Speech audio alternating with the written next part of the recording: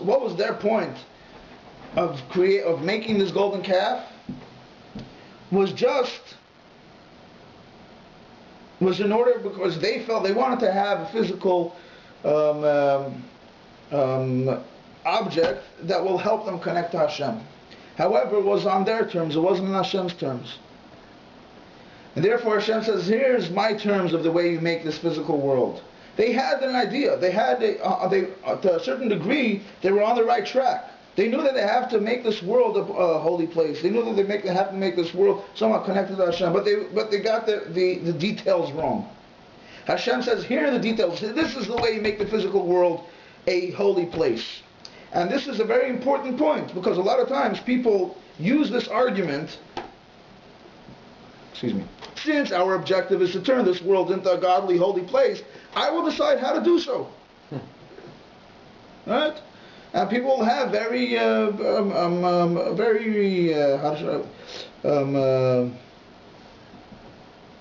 disturbing arguments of what they can do and how they can do, because they're making this world a holy place. To use an extreme, Shapsi Tzvi. We know the infamous false Mashiach. But he said that a lot of things that are written clearly in the Torah that you're not allowed to do, should be allowed to do it. Why? Because we have to use it somehow for holiness. Whatever he had is convoluted arguments, right, which were somehow based on some ideas in Kabbalah. And that was wrong. The idea could be right, the concept could be accurate, you could be right in a certain idea, yet you have to do it on Hashem's terms, you can't do it on your terms. And that was one of the ideas that are explained with regard to the Chet HaEgel. The Chet HaEgel, the idea was accurate. They want to use something physical and use it for a godly purpose. But they got the details wrong. And Hashem says, now I'll show you the right way of doing it. But I saw a very powerful and I find very inspiring idea, that what happened with the Chet HaEgel, with the sin of the golden calf.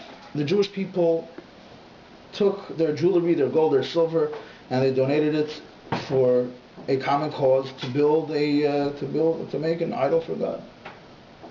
And not for God, God forbid, to make an idol to worship. Now this was a terrible low point in their life.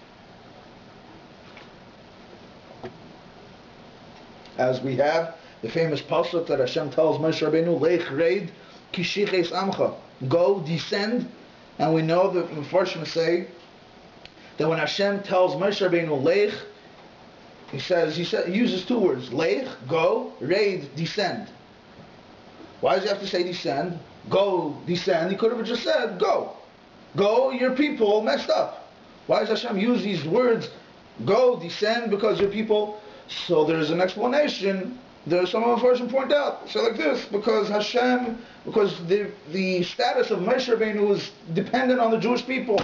And when the Jewish people descend in their spiritual status, so to speak, it has an effect on Moshe Rabbeinu. And therefore Hashem tells Moshe Rabbeinu, Lech reid, go descend, because your people have descended, so you also have to descend.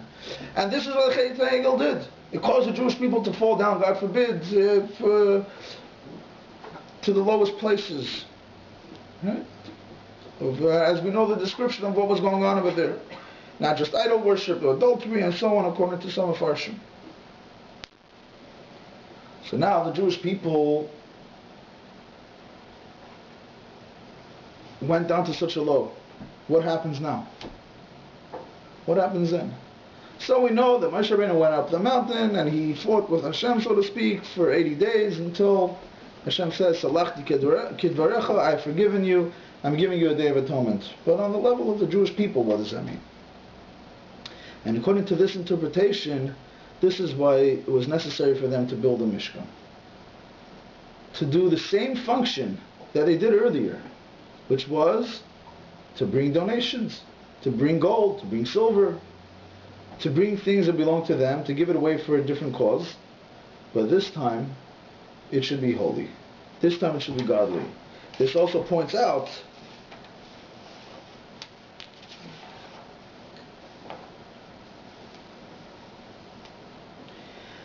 the holiness of the Jewish people was not tarnished.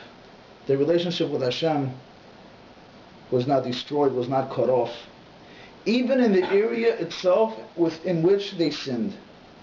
Even in the area itself with which they messed up. We know, a lot of times the idea of tshuva is,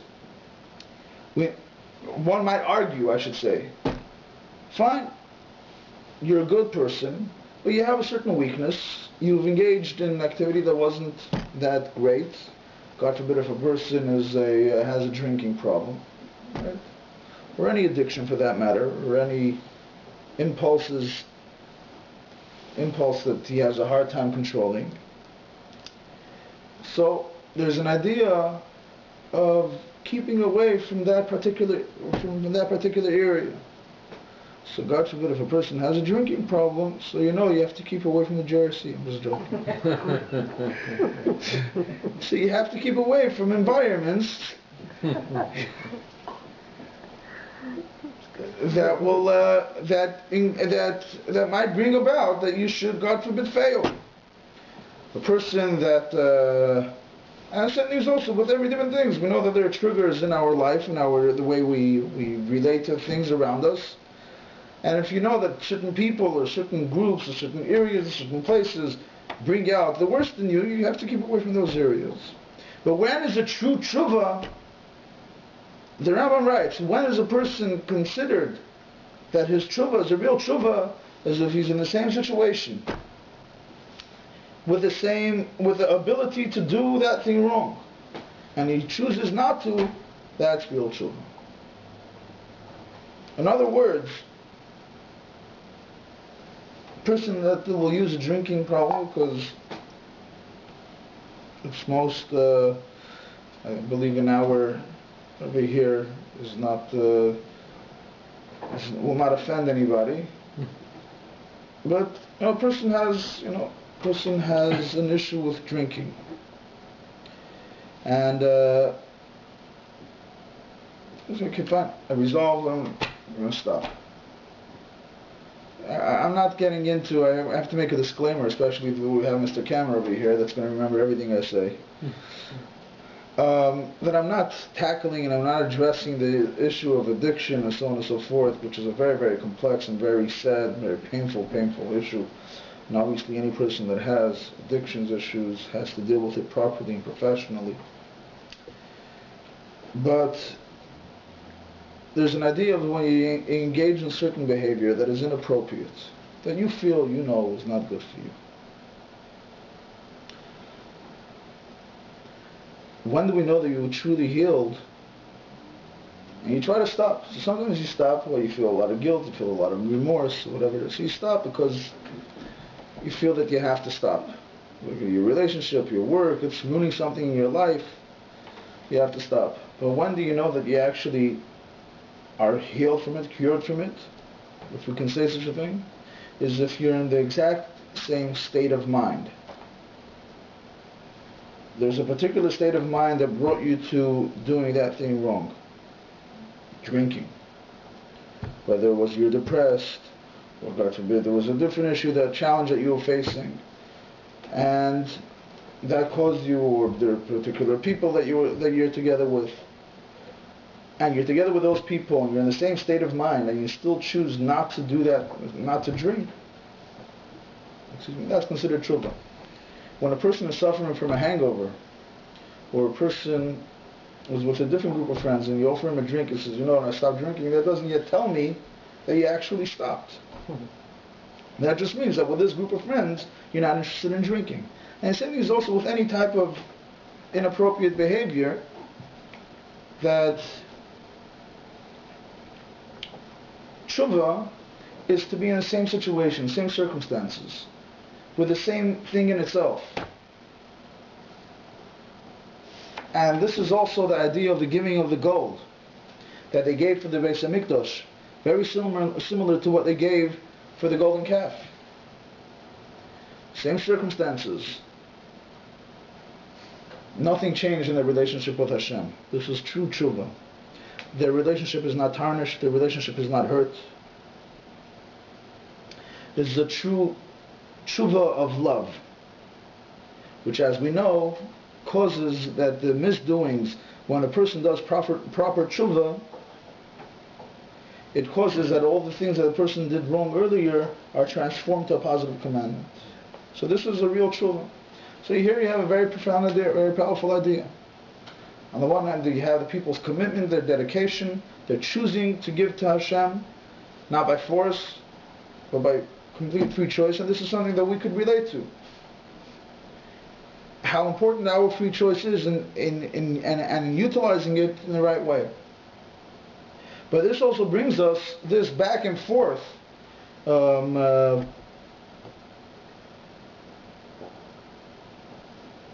between Hashem and the Jewish people, or the way the temple was built, also brings out a very important idea in our relationship with Hashem, as we were saying earlier. Parshas Truma Tetzava, we have Hashem bringing the idea of making the world a holy place to Moshe Rabbeinu. The Jewish people don't yet know about it, but it is introduced to this world.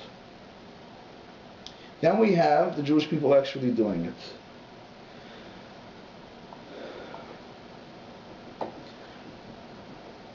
Sometimes it happens that we feel an inspiration. We're inspired to do the right thing. We're inspired to do a good thing, whether it's on Yom Kippur or Erev Yom Kippur, or when we go to fight a traffic ticket, or whatever it is, we make all these promises of whatever. Or God forbid a person goes to the hospital and then suddenly you start making all these promises that all the negative things, you're going to stop eating cookies and cheese danishes and all these important things in our life. You make all these wonderful promises. There are different times in your life that you're inspired. Are those real moments? Do they last? Should we pay any attention to them or just ignore them? On the other hand, I'll get to the answer in a moment. On the other hand, there are different times in our life that when we tackle a particular issue, when we take a particular issue, a particular challenge in our life, and we decide that we're going to really work on that, and we're going to deal with this, and we're going to face this challenge and work it through and see to it till the end. This seems to be a man-made accomplishment. Is that the end? Is that the greatest accomplishment that one could have? In Kabbalah, there's an idea called like this. As I mentioned earlier, Isarusa de la Eila, which leads to Isarusa de la Tata, which leads to even a greater Isarusa de la Eila. And the concept is as follows, very much expressed in the parshas of these weeks. Isarusa de la Eila is the general inspiration that every person has, that Hashem, so to speak, sends messages, vibes to this world to inspire people to do the right thing.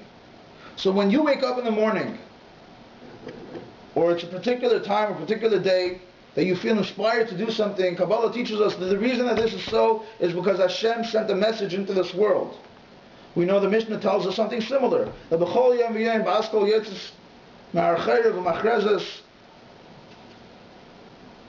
there are different voices, so to speak, that come out from Har Sinai that inspire the person to do the right thing. So when you got to wake up one morning with an inspiration, out of nowhere, you don't know where this came from, or in the middle of the day, you think to yourself, you know what, I should really be a different person, I should really be a better person.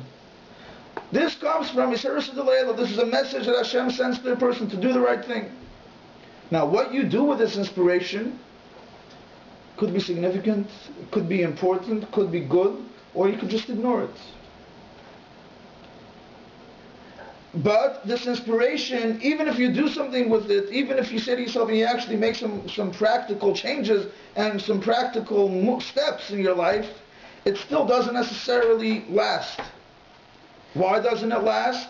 Because something that doesn't come on the person's own terms, something that is accomplished not by the person, not on his own, can't last. A gift that's given to a person is usually not cherished, is not appreciated nearly as much as something that a person works and accomplishes on their own. You work on something, you achieve something, it's meaningful to you. Somebody gives you the famous saying anymore, Adam. A person wants 1/10 of something, I'm going to try to translate it.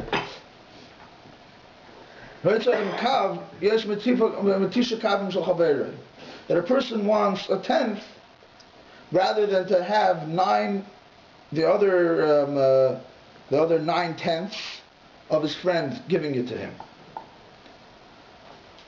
That's what we want to feel accomplished. We want to feel achieve. We want to achieve. We want to do things on our own. Let's say if I have a lot of people that they leave certain very lucrative jobs or they leave lucrative offers because they feel they're not accomplishing anything. They're not doing anything. A person naturally has to feel accomplished. And the reality is that if you have something that you didn't achieve, that you didn't create, it's not very meaningful to you. And therefore also this inspiration, because it's not something that you accomplished on your own, that you achieved, that you created, it can't be long-lived, it can't last. It can't really have a long-lasting effect. Because it's not yours. It's Hashem's. Hashem is trying to awaken you, trying to inspire you.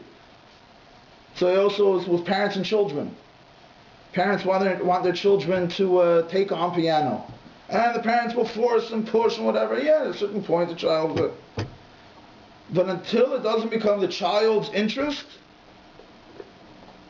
it's not going to work. As soon as it's the child's interest, then the parent does whatever it could to stop the child, and it still can't. It's okay, enough already. No, I don't want this. I want to continue. Sarusa de la'ela, Sarusa de la'tate. Sarusa de la'ela is that inspiration that Hashem gives you. And this is true of Hashem with us, and this is true between us. The older generation and the younger generation, the teacher and the student. The teacher could be telling his students how to think, but the student doesn't get it. The student starts working on it on his own, and then suddenly you have it. And that's what is with us and Hashem. Hashem inspires us. Hashem sends us messages. Hashem sends us hints, encourages us. But that will remain meaningless unless we start working.